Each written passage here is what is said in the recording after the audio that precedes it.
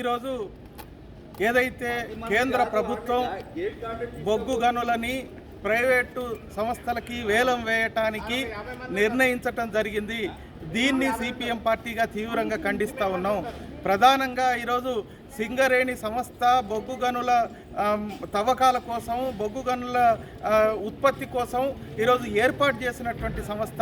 ఈ సంస్థను నష్టపరచటం కోసం, ఈ సంస్థను ఈరోజు ప్రైవేట్ సంస్థ వ్యక్తులకి కట్టబెట్టడం కోసం ఈరోజు ఈ బొగ్గు గనుల యొక్క వీటిని వేలం వేయటానికి కేంద్ర ప్రభుత్వం నిర్ణయించింది.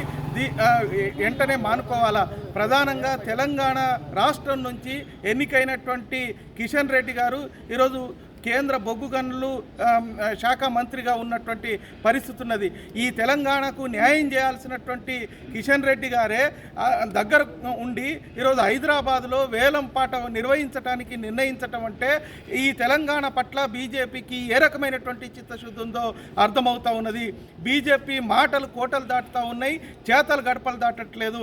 ఈరోజు 68 లక్షల కోట్ల రూపాయలని సంపాదించటం కోసం ఈరోజు బొగ్గు గనుల ద్వారా 28,000 లక్షల కోట్ల రూపాయలు సంపాదించడం కోసం ఈ వేలం ప్రకటన నిర్వహిస్తూ ఉన్నారు.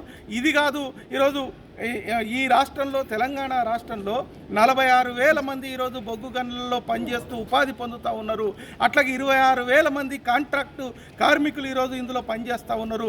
వేలాది రూపాయలు ప్రభుత్వానికి ఆదాయం వస్తున్నటువంటి వనరుగా ఉన్నటువంటి ఈ సింగరేణిని నష్టం చేయటం అంటే ఈ ప్రభుత్వ రంగ సంస్థల పట్ల ఏ రకమైనటువంటి వివక్షత ఉందో అర్థమవుతా ఉంది.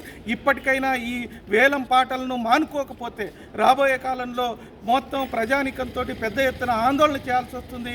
ఈ ప్రభుత్వానికి తగిన గుణపాఠం చెప్పే పరిస్థితి వస్తుందని హెచ్చరిస్తా ఉన్నాం.